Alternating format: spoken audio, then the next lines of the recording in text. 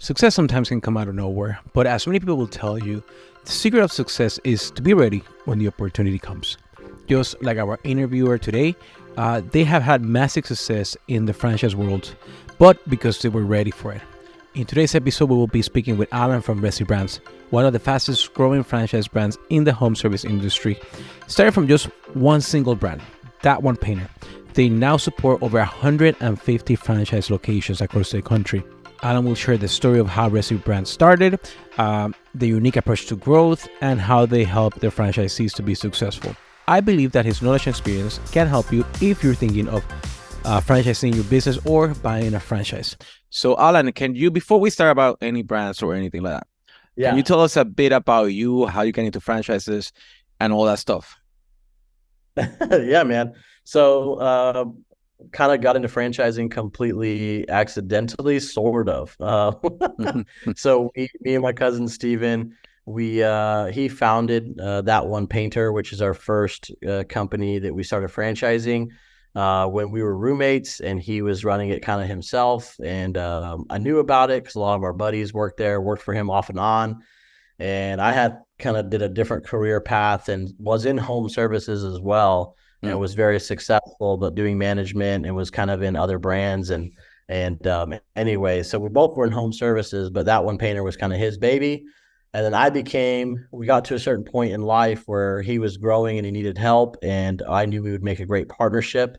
And so I was his first ever like non-painter hire, like an operational hire, right?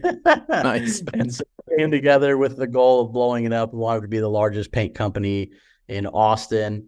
And originally our goal was to just expand to like Houston, Dallas, San Antonio. And we had, a business coach, but then we kind of Steven went through two books and recommended I read them.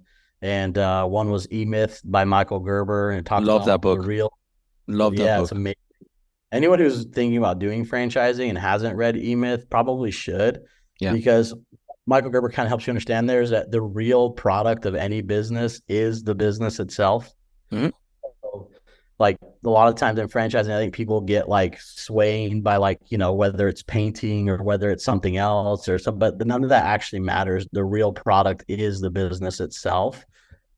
And so that was really interesting. And then we also read 21 Irrefutable Laws of Leadership by John Maxwell, and knew that no matter what we did, we had to grow in leadership, whether we were going to do a corporate thing or something else. And we looked at a lot of different things. We looked at like revenue share things. We looked at corporate models. We looked at just a bunch of different ways that you can scale business. And we had a business coach just kind of giving us guidance. And he was like, "Hey, have you guys ever thought about franchising?" And put us in touch with some guys. Gary Occhiogrosso and his team at Franchise Growth Solutions, they were actually the first company. We hired them to basically help build out our manuals and our systems. Well, first he just sold us on what franchising was, because we had no idea, right? And so after talking with Gary, we were like, wow, this seems really good. And it kind of gave Steven and I the future that we wanted. We're both very passionate about coaching and teaching, and we didn't like the idea of having this. I had previously worked at a large corporation, and I didn't want like this large corporation where like everyone's working for me top down, that just didn't seem as attractive. And so I love the idea of being able to share that wealth and to have franchise partners who could like grow their own legacy and kind of build their own wealth. And so that just seemed to resonate really well with Steven and I. And so, yeah, we got into franchising, and we just hustled. Like, I remember Gary in our meetings, he was like, "Hey, 68% of brands don't even sell a single, unit in their first 2 years." And he was like very much the old, like kind of Trying to grumpy put you grandpa. down, like Yeah, he was reality. like the old grumpy grandpa of sales. And he was like, "Hey, man, you guys should be happy if you sell 4 in your first year." And I think our original goal was to sell like, I think 10 or 15 or something like that. But we announced franchising, and we had one deal that we knew was going to go through no matter what.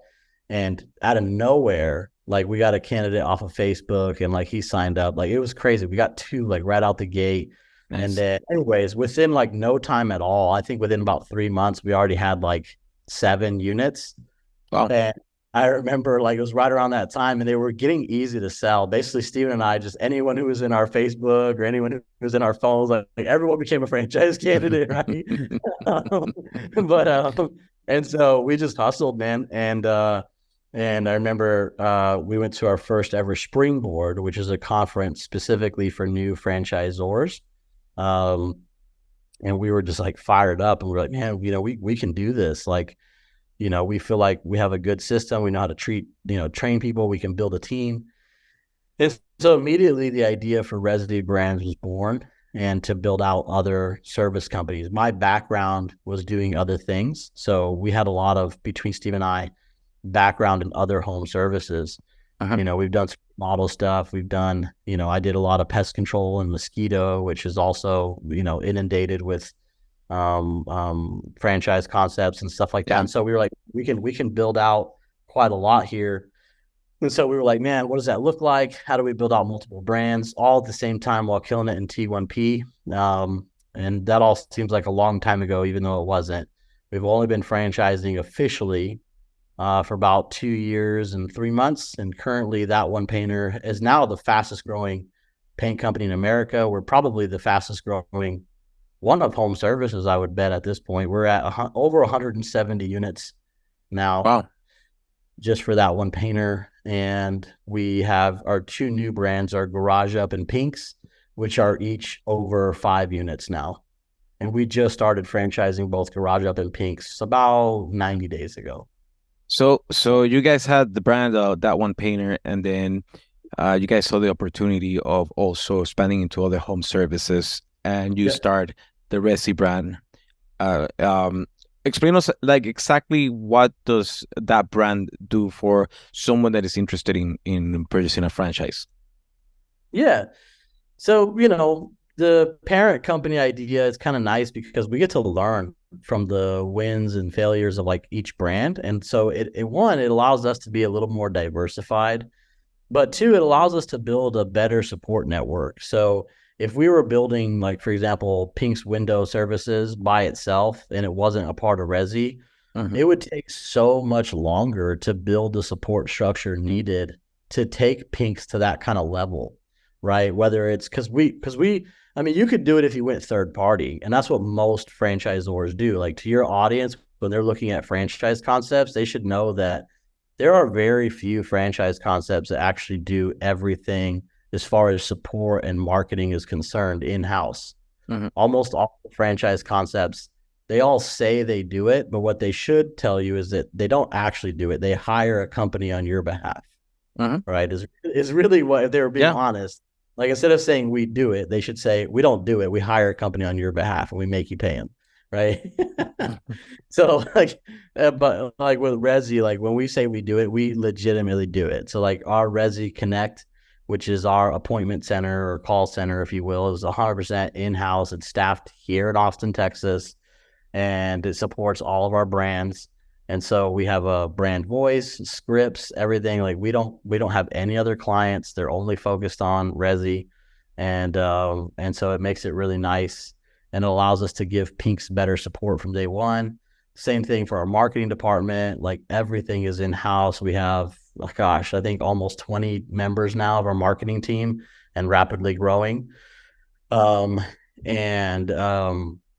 Every facet, our coaching and support is all in-house. Like everything is in-house. So it just allows us to give support to those brands much quicker than what you would be able to do if you were a franchisor just building out one brand. And then obviously the marketing opportunities. Like the reason we do multiple brands, we're excited about it, is because as a franchisee, I know that these are entrepreneurs.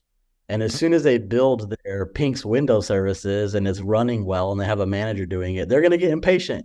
And they're either going to go start investing in real estate or they're going to start another home service brand, right? And so for me, it's like I also want to give opportunity for my best franchisees to diversify. And sure, that might look like land or real estate or whatever, but with today's interest rates, I would argue that maybe diversifying with another home service concept is a better financial. Yeah, it's true. So anyhow, so it's beneficial in a lot of different ways. So, and let me ask you something, because what type of personalities you think that you guys are looking for to have a franchisee? So because of course, like every brand has like their thing, and what type of personality, what type of person you guys look for when Yeah. you try to get that entrepreneur? Yeah, so there's a lot of conversations from franchisors about qualifying the right type of candidate. Hmm. I would argue it's kind of my job to do that for the candidate because I would say there's really no wrong candidate. What there is a wrong structure.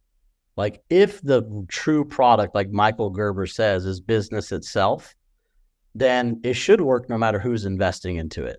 The problem that happens though is that when you're meeting a candidate who isn't planning on leaving their day job or wants to be semi absentee or wants to be like a true investor and it's almost like a passive thing, the franchisor often signs those people up, even though they shouldn't, because their model is built for owner operator pretty much only. That's what's actually built. And they start selling it to investor types when they never should.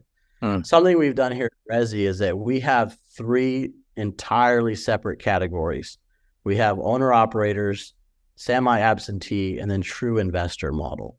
And they have very different requirements as far as investment and way different expectations. And so structurally, they're completely different too. Than the investor model, they're required to hire what we call a regional director day one. And so it is designed for someone to be much more passive, if you will. Hmm. The problem that I think happens a lot in the franchising world isn't so much that it's the wrong candidate, it's the wrong structure for that candidate. Does that make sense? Yeah, it does. So if I sell somebody an investor model, but really the model is only built for owner operators, it's not going to work. Yeah. Right. And then you have a frustrated investor who has a model that's not really working for him, but it was, or her, and it was never really set right from the beginning. And then vice versa. Like it can be also that the operator is trying to be too involved and trying to do too much innovating rather than just trusting the system and putting people in place, letting them just operate. Does that make sense? Yeah, it does. So, but yeah, so I know it's kind of a weird answer, but in reality, we will kind of vet and determine what that's beneficial for them. Now, obviously, everyone's attracted to being, the absent investor, but the truth is that the capital requirement for that is big. And the thing that we'll tell people is like, come in, start out as an operator, and move your way up. Like Mm. the goal for everyone should be to eventually become the investor, right? Yeah. We Oh, have enough money. right? But if you're not capitalized enough to do that day one, a franchisor should be honest with you and tell you that, and then say, hey, maybe you should start as an operator Mhm. and then work your way up, you know? No, So, and I like that from you guys, that honesty.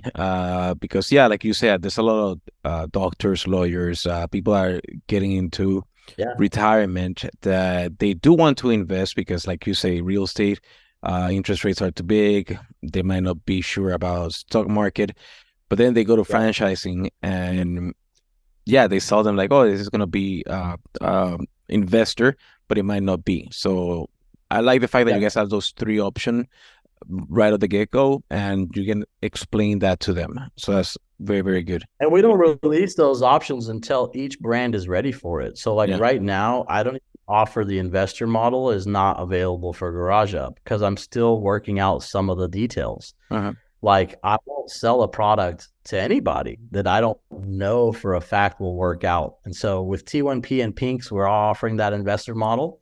But with Garage Up, we're only doing owner operator and semi absentee because we're working on a few last pieces. And then once it is, obviously our goal is to have, all three for all of our brands. But we're in no rush, and it's not like we value the investor more than the operator. I love anyone who comes in and takes, like, small business is on a decline.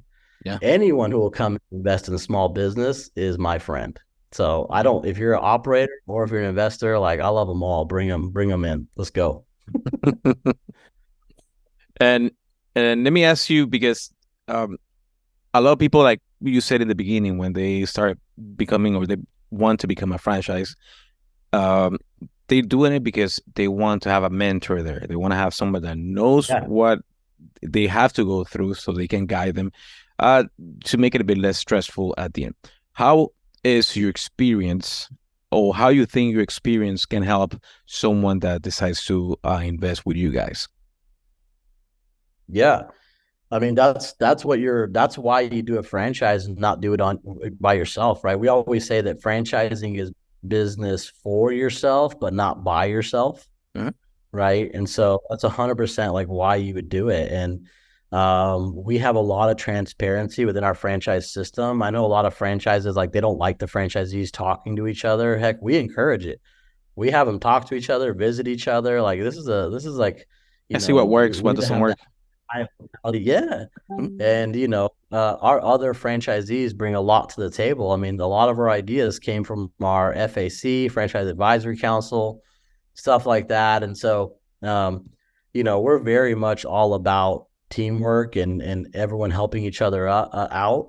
And then the support from us. I mean, we're very serious about coaching. We love it. Like we don't ever go, oh man, I have to coach this or teach this. Like for us, like that's why we do franchising. Like if Yeah.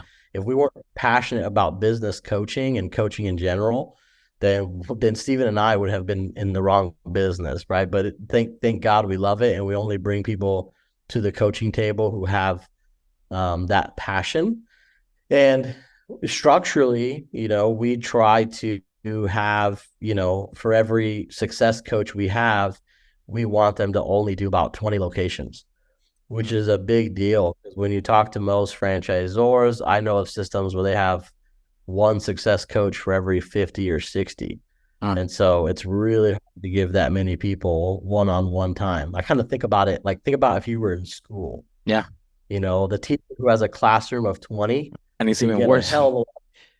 It's even Yeah. worse because it's And money in the process, so you yeah, might lose some exactly. money while you're waiting for somebody Yeah. to pick up the phone for sure. Yeah. But the teacher who has a classroom of 20 has a way higher success rate than the one who has a classroom of 50 or 60, Hmm. right? That's true. And so that's for us when I think about coaching. I want it to be very individualized and very one-to-one. And so we're not out there just trying to run the most profitable system we can. We want to give the best support we can. And that often means hiring more people and sacrificing potential profits that Resi could have.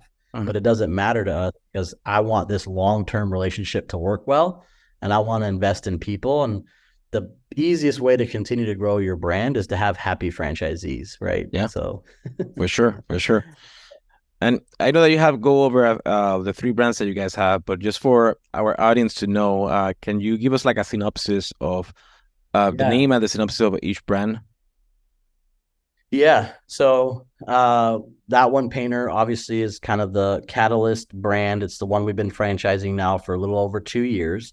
We have very strong unit economics. It is a painting. We do residential, commercial painting.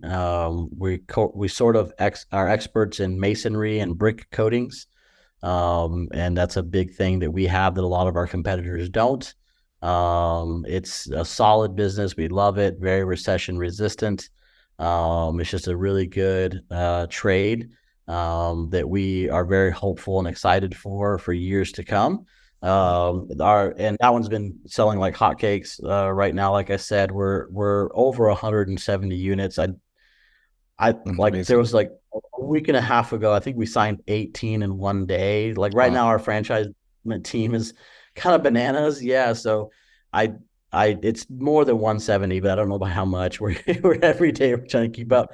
That one's been pretty fun. It's been growing like hotcakes. So that one's been fun. But our two newer brands that we're very excited about is Pink's Window Services. This is a window cleaning franchise, great margins, high profits. It's a recurring revenue structure. They have one-time services they do as well, but a lot of their business is recurring.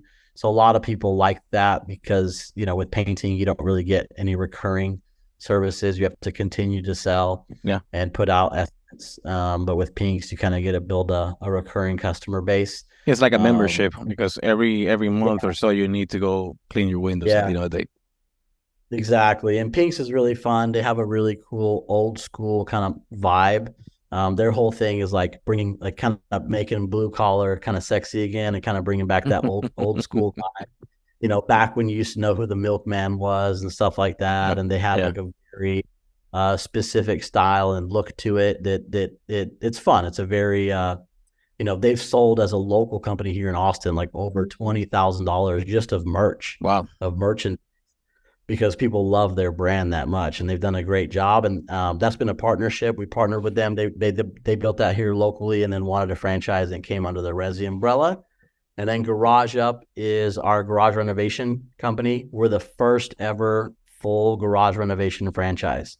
So there's garage floor companies that do like epoxy floors and stuff, and there's garage door franchises, but no one has ever been like the full garage renovation company. And Garage Up does everything, whether it's garage doors, door openers, epoxy floors, storage cabinets. Uh, we do a specialty paint for the walls that has an epoxy resin in it. We have baseboards installations we can do. We have all sorts of stuff that we can provide. And so it's a really fun brand. We say that garage is the most neglected square footage in America. Yeah. And so we can help people do it, and we do it fully turnkey. So we do garage cleanouts where we will come in and actually move everything for you, renovate your garage, and organize everything as we put it back in. So it's really cool because a lot of people don't get their garage done because they go, well, what do I do about the mess? Yeah. Well, we'll do with the mess. We'll help you with that. Renovate your as is, exactly right. So it's pretty fun. There's some franchises out there that just specialize in renovating kitchens, just specialize in renovating bathrooms. We're sort of the first franchise to say, hey, we want to put our stake in the garage, right? And put our flag there. And so it's a really cool brand. It marries well with Resi and what we're trying to build. And revenue opportunities there are really awesome. The garage door space is a really big space. Then you add to it all the other things that we're providing. It's got a lot of opportunity in every market to be a pretty big brand. Yep. And those are sort of our three. We are R&Ding and actively looking for other things. So, but anyways. So yeah, do they have to be in Texas? If like they say that there's somebody that has like a business that they want to franchise that is interesting, do they have to be in Texas, or you guys might consider any other place? Yeah, I mean, no, I'm definitely open to having conversations with anyone who has a good home service concept and they're interested in franchising. My title, CGO, I'm kind of the one overseeing a lot of those initial conversations. Right now, rapid growth is definitely drawing a lot of attention. And so I'm willing to have conversations with anyone. But we're also not in a hurry. We only want to make the partnership right. Part of it is the brand and the business, but a lot of it is also the people, right? And making sure that we're aligned with values and company culture and stuff like that. But no, it does not have to be Texas based. We've already had conversations with several, concepts that are in other areas, and definitely open to doing that as well and talking to folks, because at the end of the day, we just wanted to help and give the support to take, good concepts and put them in the hands of successful operators, nationwide. So home services is a huge category in space, and I think it's one of the best investments to make right now in America. I really do.